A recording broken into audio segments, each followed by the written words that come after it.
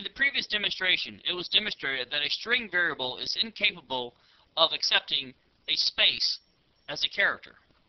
There is a special part of the CN class that allows you to create code that will permit a space to be entered as part of the data. The CN statement is an object that belongs to a class named iStream, which is defined and made available in the iostream.h header file. Included in the definition of the iStream class are functions referred to as member functions. Because they are members or parts of the class, one of the iStream member functions is called getLine. The syntax for using the getLine member function is the object.getLine and then the variable name followed by the length of the string. I will modify the CN statement to allow the CN getLine function to work.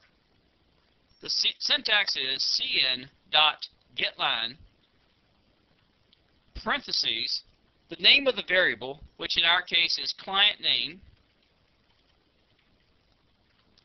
followed by a comma, and then the number of characters that you want to accept. Remember to include space for the null terminator, and then parentheses closed. The remaining of the original statement can now be deleted. The statement still ends with a semicolon. Now we'll recompile our program to see if it actually works.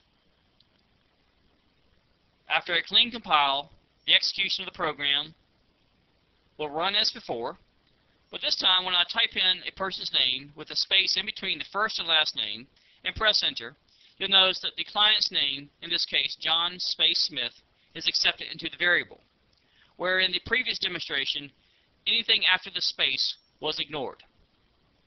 So the CN getLine is the statement that you want to use when you want to allow the user to accept characters which include spaces. There is one more limitation to the string variable in C that you need to be aware of.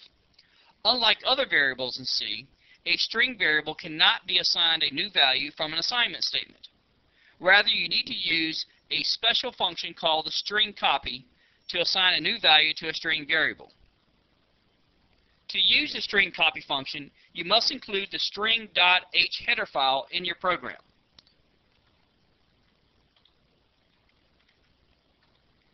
You will want to include this header file immediately below the iostream header file.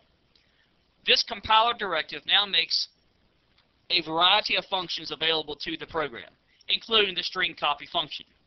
To demonstrate the use of the string copy function, I will delete the cout and cn getLine statements and replace these statements with the following line of code.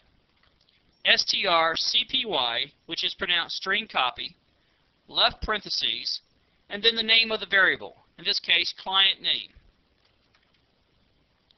comma, and then the name that you want to assign to this variable, such as John Smith.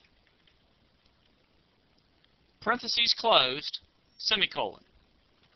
This statement will now store the name John Smith into the variable client name, rather than having the user enter it in. Note the string copy function is used as an assignment statement, just like an equal symbol might with a numeric variable. Let's run this program to verify the results.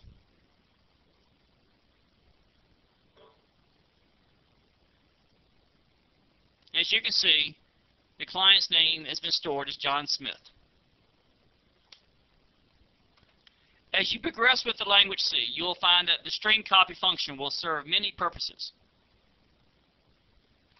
One important reminder is that when referencing string data, use double quotes. When using character type data, use single quotes. Remember, single quotes allows a single character, double quotes allow multiple characters. That is the basic difference between character type data and string data in the language C.